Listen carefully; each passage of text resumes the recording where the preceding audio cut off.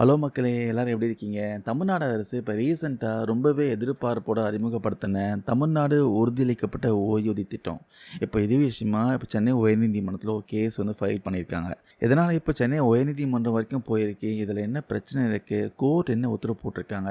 Government employees உடைய உண்மையான கோரிக்கை என்ன? எல்லாமே டீட்டெயிலா இந்த வீடியோல பார்க்கலாம். முதல் முக்கியமான அப்டேட் என்னன்னா, மார்ச் 4 இன்னைக்கு தமிழ்நாடு அரசோடைய இந்த புதிய டாப்ஸ் ஓய்வூதிய திட்டத்தை எதிர்த்து சென்னை உயர்நீதிமன்றத்தில ஒரு வழக்கு தாக்கல் செய்யப்பட்டிருக்கு. இந்த வழக்கு யார் தொடர்ந்திருக்காங்கன்னா, ஏற்கனவே விஆர்எஸ் பெற்ற ஒரு கவர்மெண்ட் எம்ப்ளாயீஸ் தான் பார்த்தீங்கன்னா தொடர்ந்திருக்காங்க. அவங்க பார்த்தீங்கன்னா கவர்மெண்ட் எய்டட் ஸ்கூலில் ஒரு ஆசிரியராக ஒர்க் பண்ணிட்டு இருக்காங்க.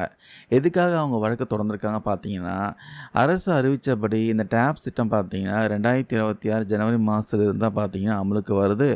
அதனால் 2025 டிசம்பர் 31ஆம் தேதிக்கு முன்னாடி ஓய்வு பெற்றவர்களுக்கோ இல்லை விருப்ப ஓய்வு பெற்றவர்களுக்கோ இந்த திட்டத்தோட பலன்கள் முழுசாக கிடையாது. இதனால தங்களுக்கு மிகப்பெரிய பாதிப்பு ஏற்பட்டிருக்குன்ட்டு அவங்க நீதிமன்றத்தில் பார்த்தீங்கன்னா முறையிட்டு இருக்காங்க.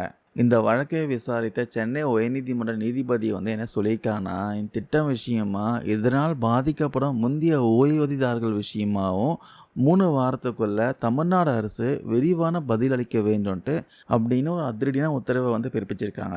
இன்னொரு பக்கம் அரசியல் ரீதியாக இந்த திட்டத்துக்கு பார்த்தீங்கன்னா கடுமையான விமர்சனங்களும் வந்திருக்கு.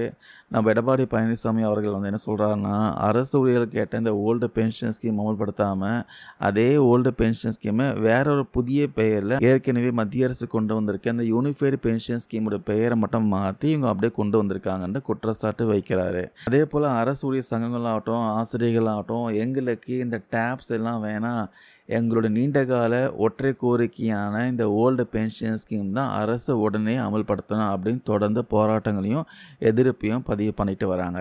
ஸோ கிட்டத்தட்ட பார்த்தீங்கன்னா இந்த டாப்ஸும் ஓல்டு பென்ஷன் ஸ்கீமுக்கும் ஒரே ஒரு வித்தியாசம் தான் இருக்குது. இதில் பார்த்தீங்கன்னா எம்ப்ளாயோட கண்ட்ரிபியூஷன் இருக்குது. 10% பார்த்தீங்கன்னா எம்ப்ளாயி கண்ட்ரிபியூட் பண்ணியாகணும் மாதம் மாதம். அது ஒன்று தான் மிகப்பெரிய ஒரு குறையாக பார்க்குறாங்க.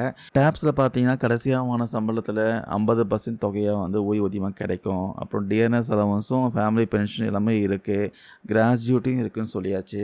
அரசாங்கம் இவ்வளோ சலுகை கொடுத்தாலும் எல்லாம் என்ன எதிர்பார்க்குறாங்கன்னா, எம்ப்ளாயீஸோடைய கண்ட்ரிபியூஷன் கூடிய ஒரு திட்டம் தான் இது. அதாவது எங்கள் சம்பளத்திலிருந்து மாதம் மாதம் பணம் பிடிப்பாங்க. ஆனால் ஓல்டு பென்ஷன் ஸ்கீமில் பங்களிப்பு எதுவுமே கிடையாது. அதனால் இது எந்த வகையிலையும் ஓல்டு பென்ஷன் ஸ்கீமுக்கு இணையாகாது அப்படின்னு பார்த்தீங்கன்னா அவங்களுடைய அசைக்க முடியாத வாதமாக இருக்குது. இந்த டாப்ஸ் திட்டம் பற்றியும் சென்னை உயர்நீதிமன்றத்தோட உத்தரவை பற்றியும் நீங்கள் என்ன நினைக்கிறீங்க? கவர்மெண்ட் எம்ப்ளாயீஸ்க்கு இந்த ஓல்டு பென்ஷன் ஸ்கீம் தான் சரியான தீர்வா? உங்கள் கருத்துக்கள் கமெண்ட்ஸை சொல்லுங்கள். முக்கியமாக ஒரு விஷயம் ஞாபகம் வச்சுக்கோங்க, 2021 திமுக ஜெயிச்சு வந்ததுக்கு முக்கியமான காரணம் கவர்மெண்ட் எம்ப்ளாயீஸோட சப்போர்ட்டும் காரணம். ஏன்னா கண்டிப்பாக ஓல்டு பென்ஷன் ஸ்கீம் கொண்டு வரவும் வாக்குறுதி கொடுத்தாங்க. ஆனால் கிட்டத்தட்ட 5 வருஷம் முடிஞ்சிருச்சு. அதுக்கு மாற்றாக பார்த்தீங்கன்னா டாப்ஸ்னு ஒரு பென்ஷன் ஸ்கீம் கொண்டு வந்துட்டு கவர்மெண்ட் எம்ப்ளாயீஸை ஏமாத்திருக்கான்னு சொல்லலாம். ஸோ இப்போ 2026 டிஎம்கே உடைய எலெக்ஷன் மேனிஃபெஸ்டோவில் அகெயின் பார்த்தீங்கன்னா நாங்கள் ஆட்சிக்கு திருப்பி வந்தோம்னா டாப்ஸை ரீப்ளேஸ் பண்ணிவிட்டு திருப்பி ஓல்டு பென்ஷன் ஸ்கீம் மீண்டும் கொண்டு வருவோம் அப்படின்னு வாக்குறுதி கொடுப்பாங்க. அதை நம்பிட்டு நீங்களும் ஓட்டு போட்டு ஏமாற ரெடியாக இருங்க. சரி, இப்போ அப்படி எந்த கட்சி தான் ஆட்சிக்கு வந்தால் எங்களுடைய கோரிக்கையும் நிறைவேறும் நீங்கள் கேட்கலாம். அது காலம் தான் பதில் சொல்லும். ஸோ வெயிட் பண்ணி பார்க்கலாம். தேங்க்யூ நண்பா நண்பீஸ்.